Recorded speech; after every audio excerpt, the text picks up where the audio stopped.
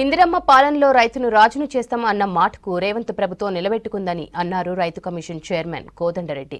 ఎన్నికల్లో ఇచ్చిన హామీ ప్రకారం 2 రోజులుగా ప్రభుత్వం సన్నవడ్లకి 500 రూపాయల బోనస్ రైతుల ఖాతాల్లో జమ చేస్తుందని తెలిపారు. ఎకరానికి 28,000 నుంచి 31,000 ఆర్థిక సాయం రైతుకు అందుతుందన్నారు. దేశంలో ఎక్కడా లేని విధంగా పెద్ద ఎత్తున 18,000 కోట్ల రైతు రుణమాఫీ, సన్నవడ్లకు బోనస్ ప్రభుత్వం అమలు చేసిందని, దీనిని పంట పెట్టుబడికి రైతులు వినియోగించుకోవాలని చెప్పారు కోదండరెడ్డి. కంటే ముందు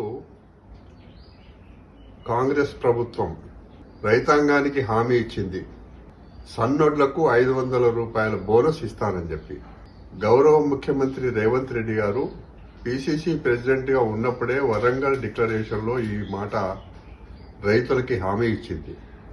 హామీ ఇచ్చిన మేరకు 2 రోజుల నుంచి సన్న వడ్లకి క్వింటాలకు 500 రూపాయల చొప్పున బోనసు రైతుల ఖాతాలో వేయడం మొదలైంది.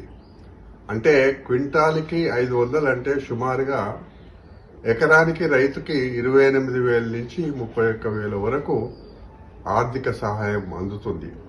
ఇది ఒక గొప్ప నిర్ణయం. ఈ కాంగ్రెస్ పార్టీ అధికారానికి వచ్చిన తర్వాత ఇచ్చిన హామీలలో నెరవేర్చడంలో పెద్ద ఎత్తున 18,000 కోట్ల రూపాయల రుణమాఫీ కానీ, సన్న వడ్లకు 500 రూపాయల బోనస్ కానీ, ఇది దేశంలో ఎక్కడా లేని విధంగా చేసిన ఈ సహాయాన్ని రైతులు సార్థకం చేసుకొని పెట్టుబడికి ఉపయోగించుకోవాలని ముఖ్యమంత్రి గారు మొదలే అన్నారు. మా ప్రభుత్వం ఇందిరా పాలన ఉంటుంది, రైతును రాజును చేస్తామనే మాట అనేక సందర్భాల్లో అన్నమాట ఈరోజు ఈ ప్రభుత్వం నిలబెట్టుకున్నది అన్నమాట.